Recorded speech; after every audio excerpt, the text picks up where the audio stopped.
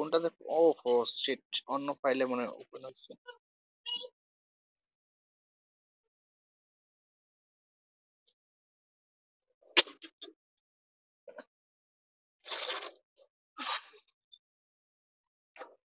ধুরো, কি করতে চাইলাম, কি হচ্ছে আজকে? Everything is going bad.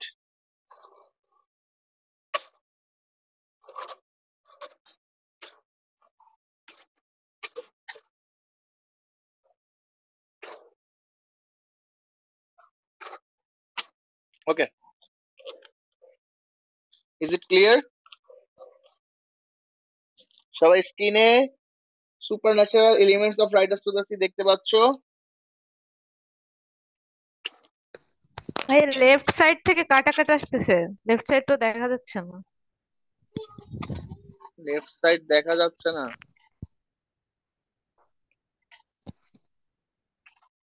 কেন, কিরকম কাটা কাটা আসতেছে? শিট। কয়েকটা ওয়ার্ড বোঝা যাচ্ছে না। শুরুর দিকে আর কি, লেফট সাইডে শুরুর দিকে যে লাইন যে শুরু হয় ওখান থেকে। ওকে, লেট মি সি। আমার তো গতকালকে প্রোটেক্টর ভাঙছে, সেটার সাথে তো এটার সম্পর্ক হওয়ার কথা না।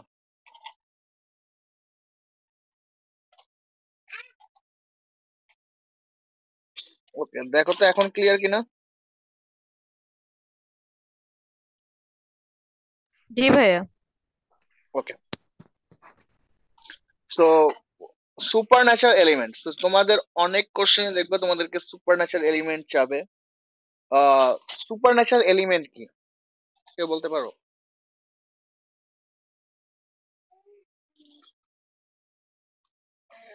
কেউ বলতে পারো সুপার ন্যাচারাল এলিমেন্ট গুলো কি কি? ভাইয়া সুপার ভৌতিক ন্যাচারাল টাইপের কিছু এলিমেন্ট একটা। যে বিয়ন্ড আচ্ছা, দ্য নেচার, মানে নেচারের। ইয়েস, ন্যাচারের ঊর্ধ্বে গিয়ে এমন কিছু যেটা আমাদের আর কি ন্যাচারাল কোনো ল দিয়ে, কোনো রুলস দিয়ে আমরা জাস্টিফাই করতে পারি না, সেটাকে আমরা বলতে পারি super natural. Okay, so that cannot be justified in laws or rules of nature, so it's supernatural. Okay, so তোমরা এই কোশ্চেনটা এই টাইপের লাইক বিভিন্ন স্টেজে গিয়ে তোমরা এই সেম কোশ্চেন দেখতে পাবা। সুপারন্যাচারাল এলিমেন্টস অফ অমুক রাইটিং, সুপারন্যাচারাল এলিমেন্টস অফ তমুক রাইটিং। সো দ্যাটস ওয়াই তোমাদের সুপারন্যাচারাল এলিমেন্ট কি এটা বুঝতে হবে। Supernatural element is something beyond the nature that can be horrific, gothic and mysterious।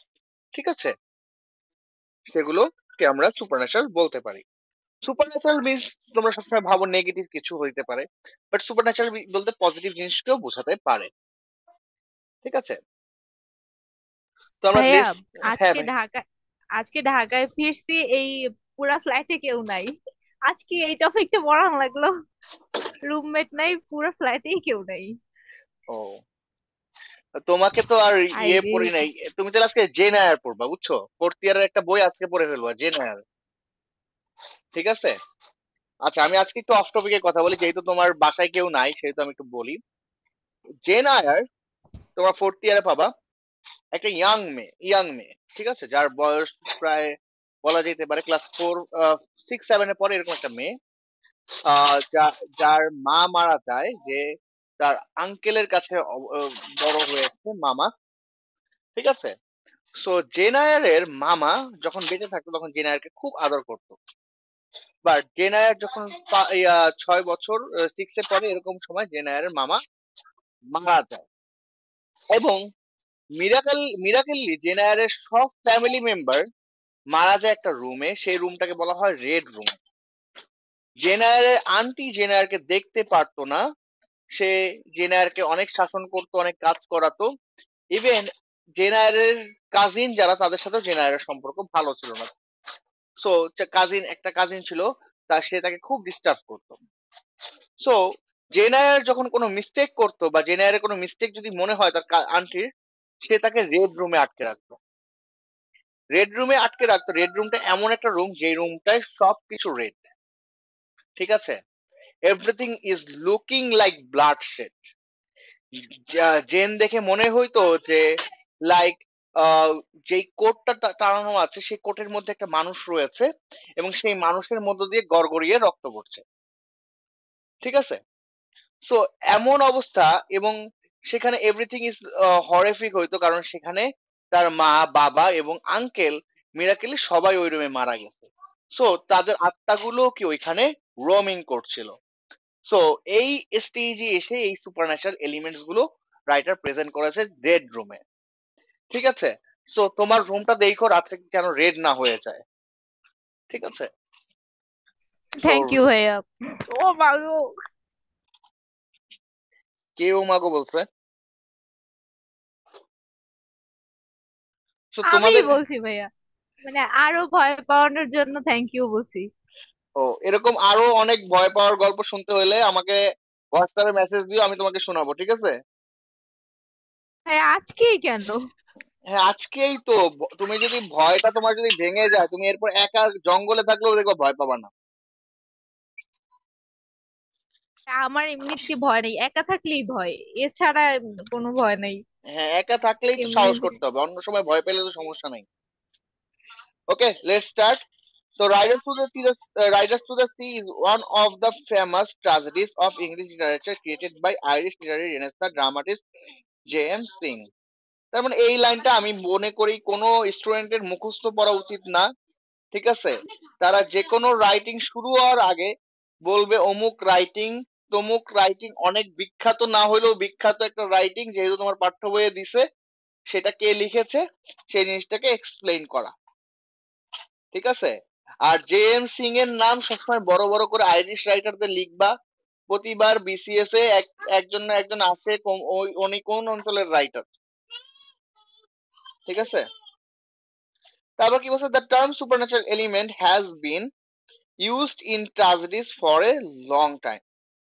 এই টার্মটা ট্রাজেডির মধ্যে ইউজ করা হয় অনেক বছর ধরে। সুপারন্যাচারাল এলিমেন্ট সেই ইটালিয়ান যুগ থেকে, ইটালিয়ান রেনেসা। তোমরা জানো রেনেসার যুগটা কিন্তু ফার্স্ট এসেছে ইটালির হাত ধরে। তারপর কি বলছে, the item is a vital feature the item is a vital feature of a tragedy. এই ট্রাজিক আইটেম গুলো কি মুখ্য বিষয় একটা ট্রাজেডির। as riders to the sea is tragedy, Singh has depicted several supernatural elements in piece of writing.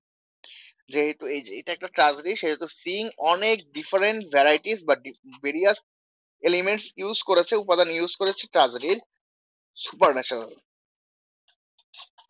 আচ্ছা, তাহলে এখন এখন আমরা জানবো সুপারন্যাচারাল এলিমেন্টস গুলো কি কি। আচ্ছা, while reading the tragedy we can find some mystic elements such as, কি কি mystic elements? Departure and discovery of Michael's dead body. So Michael মারা গিয়েছিল, তার ডেড বডি খুঁজে পাওয়া যায় না, এই ডেড বডিটা খুঁজে পাওয়ার ভিতরে একটা কি মিস্ট্রি রয়েছে। দেয়ার ইজ এ সুপারন্যাচারালিজম, একটা সুপারন্যাচারাল বিশ্বাস রয়েছে in the loss and discovery of Michael's dead body. Michael dead body হারানো এবং সেটা খুঁজে পাওয়ার ব্যাপারে কি একটা সুপারন্যাচারাল রয়েছে। It is a matter of wonder how the dead body could float for Miles across the sea. এটা খুবই চিন্তার বিষয় বা খুবই ভাবনার বিষয় যে কিভাবে মাইকেল তো চলে গেছিল, অনেক দূর চলে গেছিল তার বোট দিয়ে, কিভাবে তার ওই ডেড বডিটা ভেসে ভেসে কি করে আসছে কাদের কাছে, অ্যারান আইল্যান্ডে, তাই তো? So it's a super natural. অনেক দূর একটা একটা যদি মনে করো কেউ যদি মারা যায় হইলো, ধরো যদি তোমার বাড়ি বরিশাল, কেউ যদি মারা যায় ধরো, কই তো জয়িতা তোমাদের সাথে নদী টদী আছে নাকি? এ ভাইয়া আছে। নাম বলো। বিষখালী। নদীর নাম বিষখালী? হ্যাঁ হ্যাঁ। ও আচ্ছা, ধরো বিষখালী নদী। আর আমাদের আমাদের ওইখানে আছে নদী সন্ধ্যা নদী। ঠিক আছে? আড়িয়াল খা নদী। তো ওইখানে একটা কেউ যদি ডেড বডি থাকে, সেখান থেকে যদি আমাদের এই নদীতে চলে আসে, তো সেইখান থেকে এটা ভাবনারই বিষয় আসলে, কেন একটা ডেড বডি এত দূর থেকে এত দূর চলে আসলো।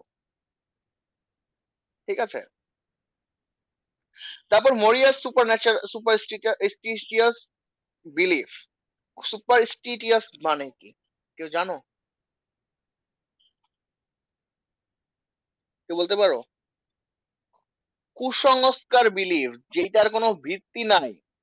সুপারস্টিশন মানে হচ্ছে কুসংস্কার, ঠিক আছে? কি বলছে? Another supernatural element is Moria's illogical faith about the gloomy scene of moon rising with the star. Uh, another features হচ্ছে মরিয়ার মরিয়ার অনেক মন বিষণ্ণ ছিল, সে স্টারের দিকে তাকিয়ে সে চিন্তা ভাবনা করতো। তারপর আসো মরিয়াস ভিশন। আমার মরিয়া বলতে ভাল লাগে না, আমি মারিয়া বলবো, ঠিক আছে? Maria's vision. Actually, the protagonist of the play Maria is a supernatural peach herself. এই নাটকটায় মারিয়া নিজেই কিন্তু একটা সুপারন্যাচারাল ফিগার। ওকে, তার এভরিথিং, তার অ্যাটিটিউড বলো, তার সবকিছু বলো, সেখানে একটা সুপার স্টেশনের কাজ করছে, ঠিক আছে? Her vision about the ghost of Michael riding on the grey pony. তোমরা মনে মনে করে দেখো, সে কল্পনা করেছিল অ্যাকচুয়ালি মাইকেল কি একটা গ্রে পনি করে চলে আসছে। আসলে মাইকেল তো মারা গেছে, তাকে তো খুঁজে পাওয়া যাচ্ছে না, অনেকদিন হয়েছে, তো সে কিভাবে আসবে? So it can be Michael ghost. Okay, ভাইয়া, ফাহমিদার একটু অ্যাক্ট করেন, আমার মেসেজ দিছে। গ্রুপে মেসেজ দিলে তো আমরা দেখতাম।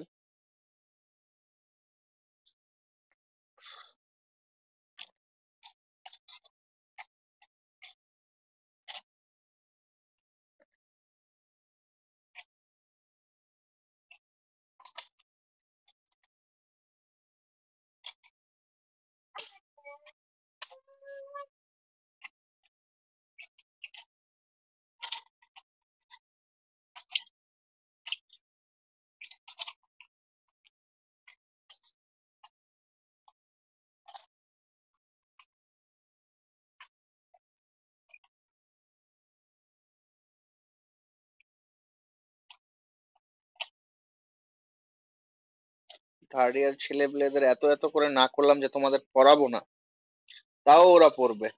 এখন আমার ডেইলি ক্লাস নিতে হয়, কি যে একটা পেইন, বুঝছো?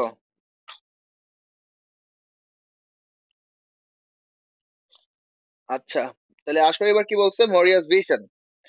Actually the protagonist of the play Maurya is a supernatural piece herself. Maurya নিজে একটা সুপারন্যাচারাল এলিমেন্ট, যার over all thinking, all intelligence, all vision, all believe, সবকিছুই কি সুপারন্যাচারাল। তার মধ্যে অন্যতম ভিশন হচ্ছে সে একটা স্বপ্ন দেখেছিল যে কে তার ছেলে মাইকেল গ্রে পনি করে আসছে। So, as Michael is the dead person, how can he come to at his home? কিভাবে সে তার বাড়ি ফিরে আসতে পারে? Obviously, it is the ghost of Michael or the spirit of Michael, আত্মা, তাই তো? So, it's also the supernatural element. তারপর আসো the holy water. The holy water which Moria used to collect for the welfare for her family. প্রিস্টের কাছে মাইকে ওই সময় কি এখনো এটা সব জায়গায় বিলিফ রয়েছে, কালেক্ট দ্য হোল কি হলি ওয়াটার। ওকে, হলি ওয়াটার, যেটা আহ, একদম সব ধর্মে আমি মনে করি এটা আছে, এমন কোনো ধর্ম নাই যেখানে নাই। খ্রিস্টানরা ইউজ করে, মুসলমানরা ইউজ করে, হিন্দুরা ইউজ করে, সবাই। তো এই হোলি ওয়াটারটা মরিয়া কি করেছে, ছিটিয়ে দিয়েছে। So scattered over the dead body of Bartley before the funeral. তার শবযাত্রার আগে এটা সে ছড়িয়ে দিয়েছে। The title of the The title of the play itself has a small of supernaturalism.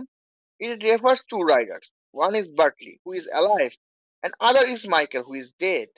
That means the writer presents something natural and something supernatural. Bertley is the symbol of natural. On the other hand, Michael is the symbol of supernatural. Okay? The sea. From a sense, the sea also a supernatural symbol. It symbolizes fate. এটাকে একটা ফেট symbolise করে। এখন আমি এখানে একটু ছোট ছোট করে দিয়েছি, তোমাদের কাজ হলো, একটা কাজ রয়েছে, তোমরা এই যে আমি এই পয়েন্ট গুলোর উপরে যত আইডিয়া ইলাবোরেট করতে পারো, ঠিক আছে? আমি যে আইডিয়া দিয়েছি তুমি যত করে ইলাবোরেট করে দিতে পারো। এখানে সি এর মধ্যে সি এর ফেট, সি এর একটা ভয়ানক ফেট, এটা you can add in this question. Title of the play, এটা আরো বড় করতে পারো, Bartley presence natural symbolism. On the other hand, Michael presents supernaturalism because he is dead. He presents ghost. On the other hand, he is no more. He is mysterious character. Okay, so you can present your idea. Uh, uh, Present is this idea in this point, and it will be more beautiful, more preferable to the teacher. Conclusion. Thus, the supernaturalism of the play Riders to the Sea supposed to build up the proper tragic atmosphere. Supernatural, এই যে supernatural element গুলো Riders to the sea a proper tragic character গুলোকে present করে বা tragic একটা atmosphere provide করে, which is one of terror, mystery and fatality, and which enables us to taste the taste of tragic elements. Okay, okay, tragic disaster. So এই কোশ্চেনটা কি clear সবার?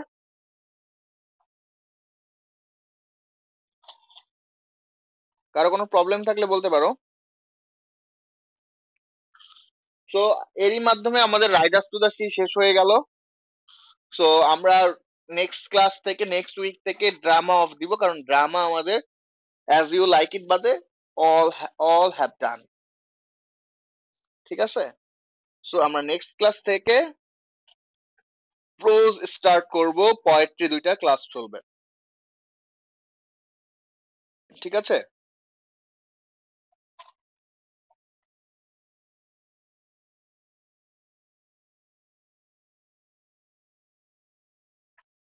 ওকে, এখন আমি আর কিছু জিনিস পড়াবো, সেটা হচ্ছে কিছু শর্ট নোটস আমি এখানে পড়াই দিব।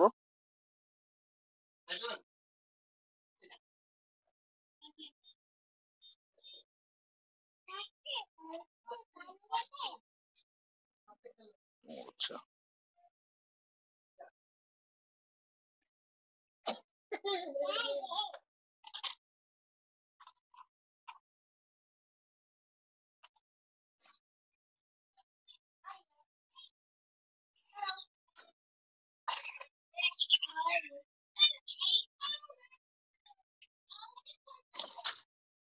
একটু আমাকে টাইম দাও।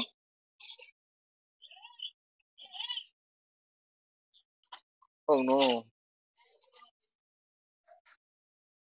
1 2 3 4 get on the dance floor.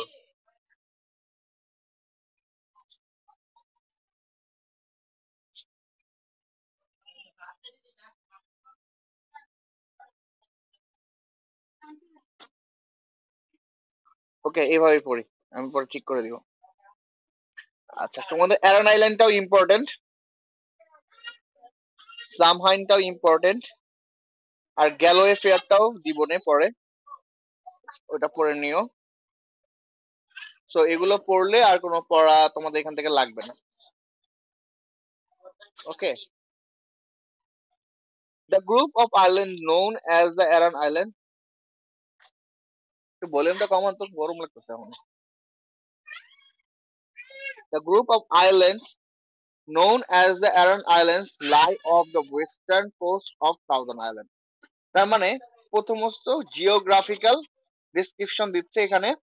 The group of island, Aran island বলতে কয়েকটা আইল্যান্ডকে বলা বলা হয়। known as the Aran Island lie off the western coast of Southern Island. তার মানে দক্ষিণ আয়ারল্যান্ডের পশ্চিম পশ্চিমাংশে কি পশ্চিমাংশের সমুদ্র তীরবর্তী অঞ্চলটাকে বলা হয় অ্যারান আইল্যান্ড।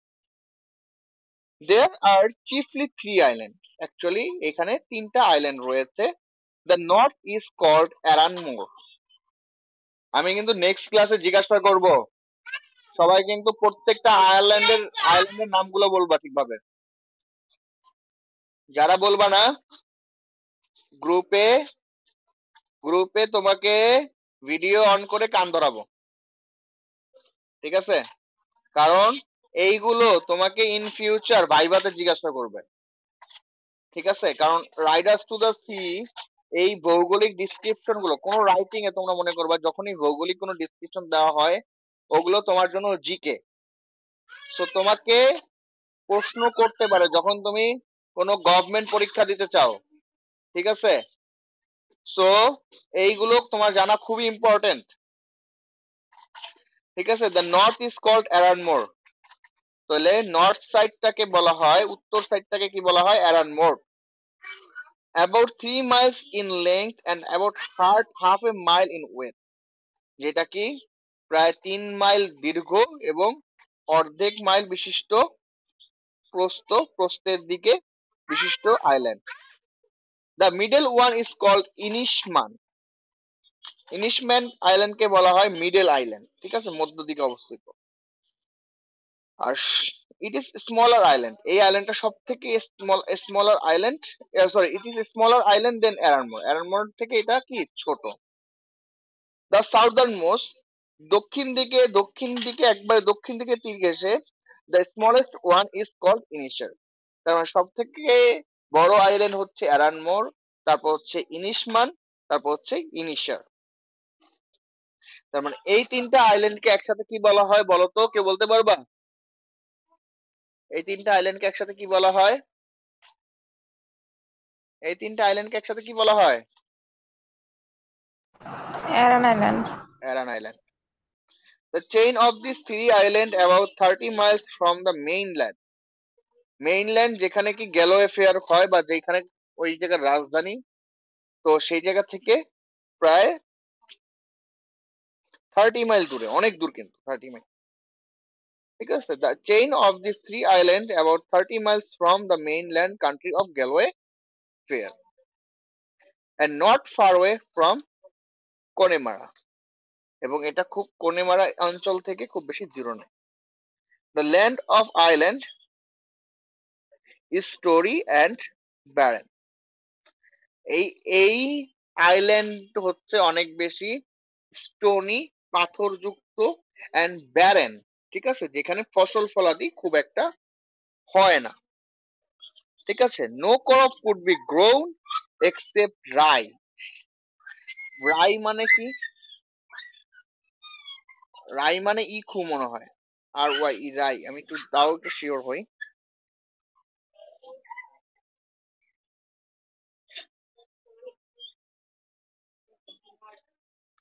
আচ্ছা, একটা রাই মানে একটা শস্য বিশেষ এক ধরনের। তাও আমি একটু গুগল,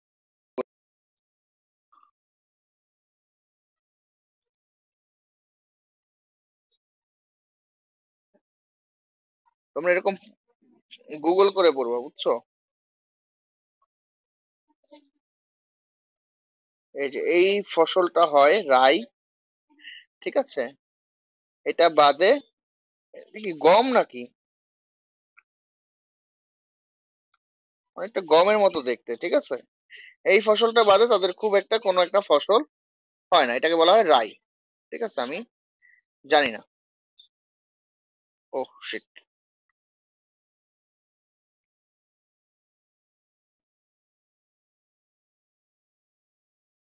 ঠিক আছে, rye. They had to bring coffin from mainland. তারা কফিন মেইনল্যান্ড থেকে কফিন কফিন দেয়, and they used cow dung fuel. এবং কাউডাং ইউজ করা হতো। কাউডাং হচ্ছে গরুর যেই, কাউডাং বলতে বোঝায় যে ফুয়েল, ঠিক আছে? গরুর ওই যে গাড়িতে যেই ইয়াগুলো ব্যবহার করা হয়। There are no trees to provide with timber, ঠিক আছে? এখানে ওইভাবে কোনো ট্রিসও হইতো না, ঠিক আছে?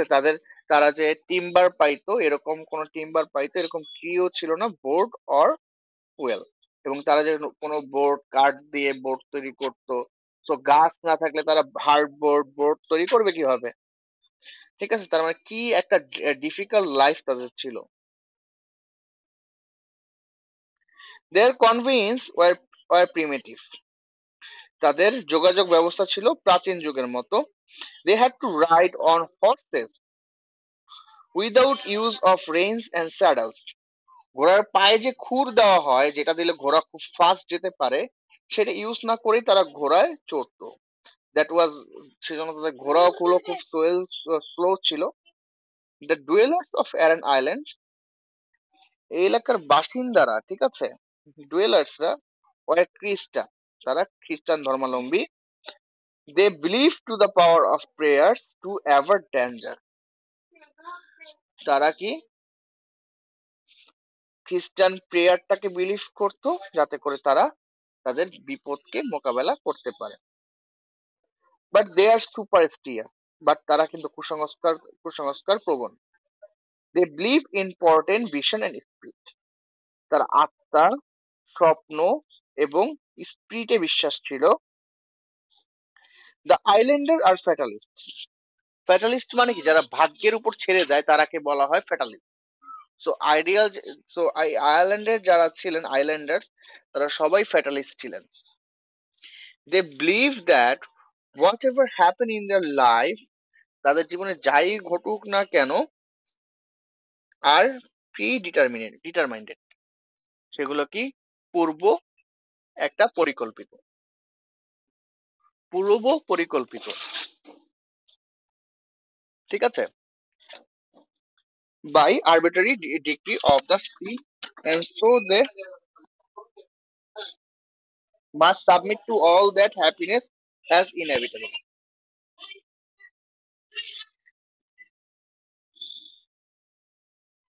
ঠিক আছে। So they must submit to all that happiness as inevitable, তারা সে বলতো যে তাদের যত হ্যাপিনেস আছে সেগুলো কি আসলেই হ্যাপিনেস লাভ করা কি অসম্ভব।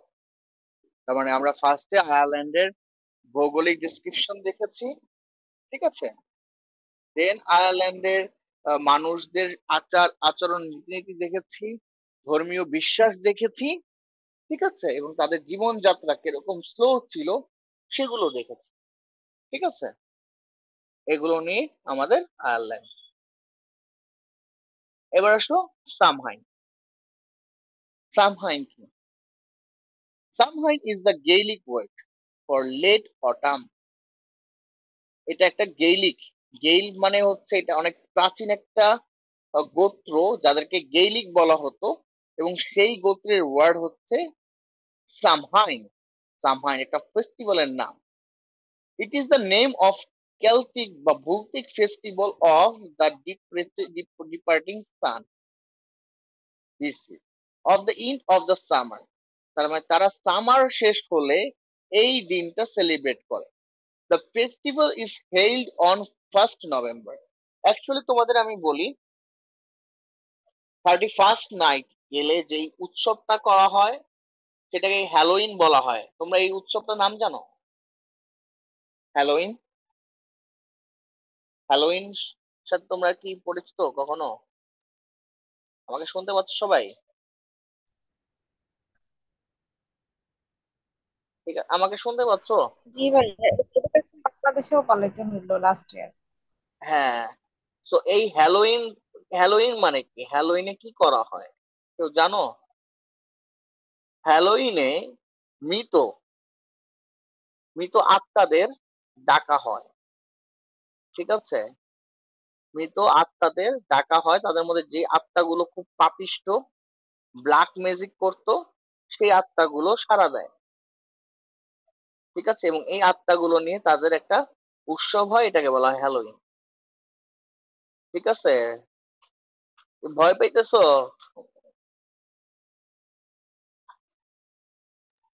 ভাই আমি ক্লাস ভাইয়া, থেকে যাই আজকে। কেন চলে যাবা? এত মজার মজার টপিক পড়াইতেছে, তুমি চলে যাবা?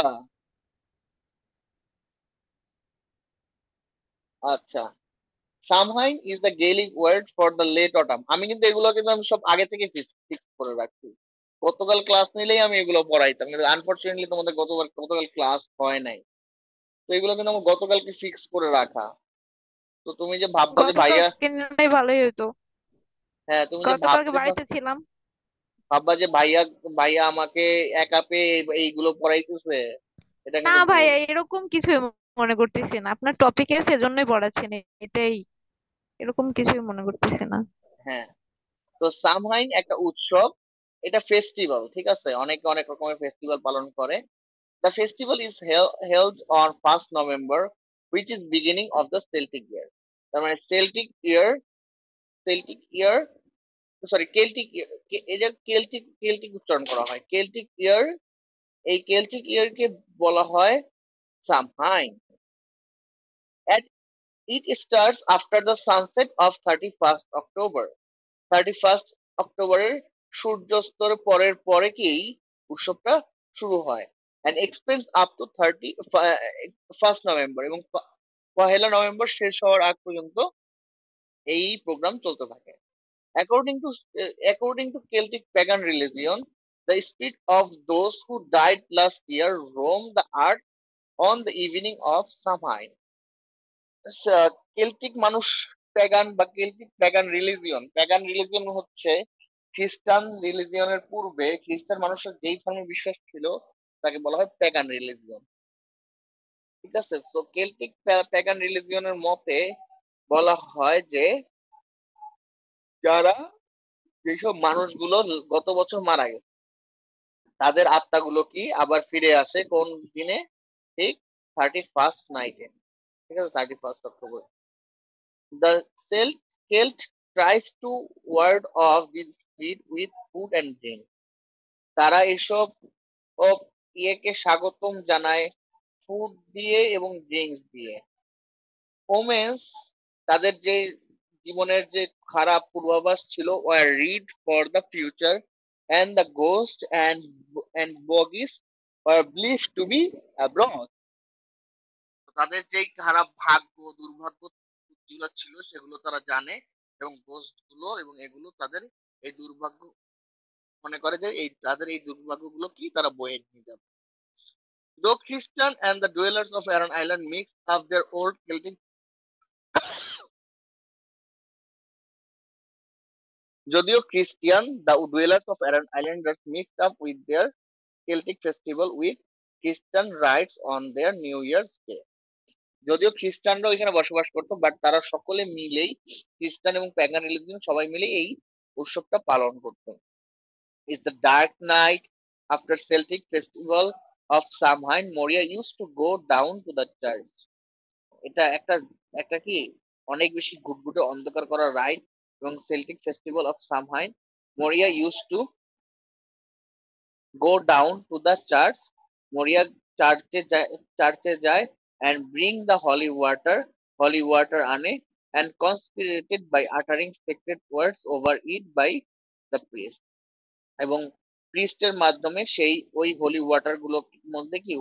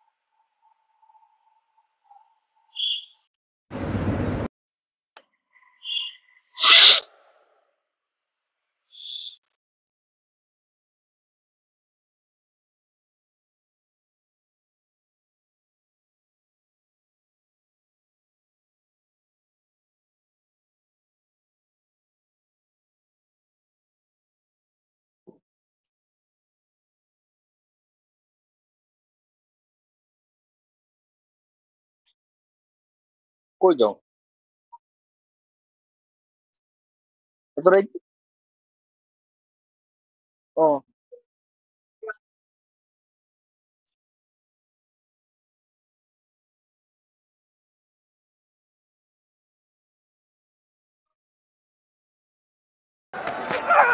Goes across and he's up under it. Good for Yoka in the right areas, and they've struck again. Tuscan Ahmeds with his. Well, absolutely. Clive Madande, he's one of those players you were talking about earlier. Young. Sharaful Islam. It's neatly played. Should bring a couple. The outfield's very quick. Oh, it's an understatement how fast this outfield is. Yeah, that's the disappointing part, isn't it? When you see an outfield which is lightning quick, you realize the fact that there's value for the shots that you play. That's a good-looking shot.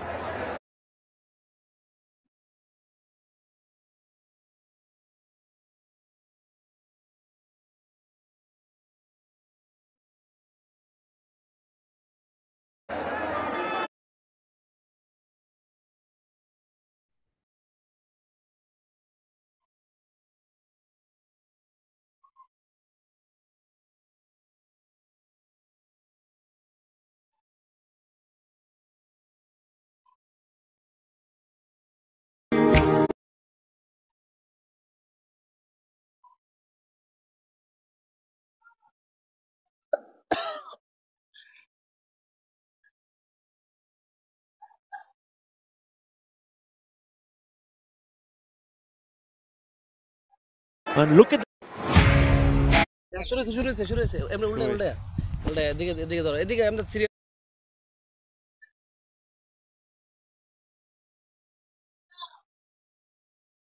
সিরিয়ালে যে আমরা এবার আমরা বলেন শুরু হ্যাঁ pick গুলো শেষ, আমি বাকি এই 3-4 মিনিটের রেকর্ড